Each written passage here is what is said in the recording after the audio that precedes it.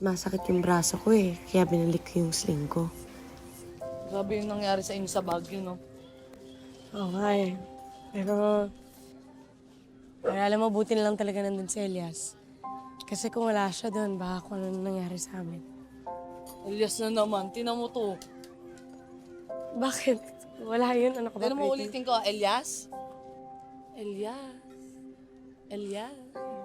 Tigilan mo nga ako. Tingnan mo, iba talaga yung ngiti mo pag nababanggit yung pangalan ni Elias. Pag mo nang ligyan ng mali siya, ikaw naman.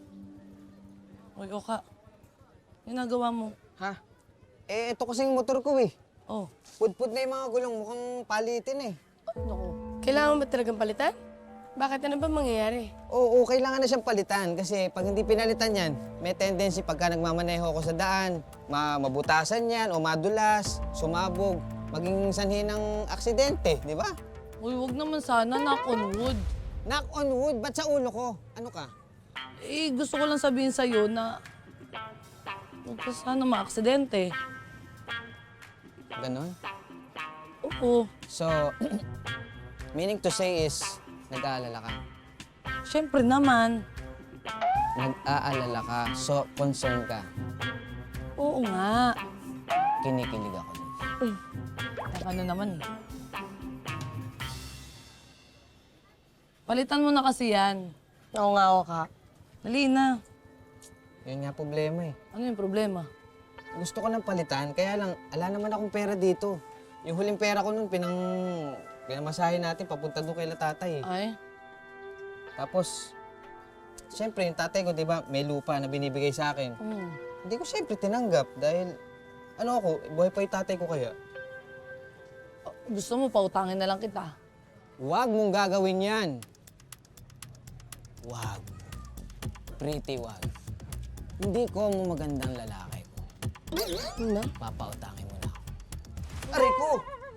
Dami mo naman sinasabi. Joke lang, ito namang isang to eh. Nagmo-moment pa ako dun eh.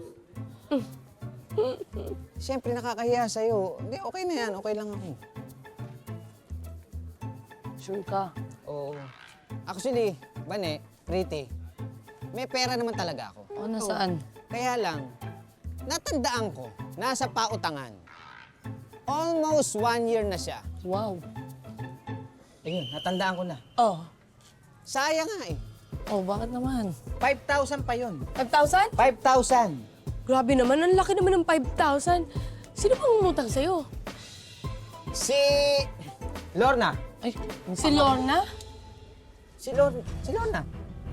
Tingnan mo nga naman tong babaeng to talaga. Wala na yatang tao dito sa Balanga na walang atraso yan. alam mo ko ang tanga mo. Alam mo naman, chismosang butangerang budolera pa yung hayop na yun eh. Alam mo, dapat siya yung pinapalit mo dito sa gulong mo eh. Ha? Hindi basta-basta yun mapupudpo dahil sa sobrang kapal ng pagmumukha nun. Paano mo sisingilin yun? Sige. Hindi ko nga malaman ang gagawin ko eh.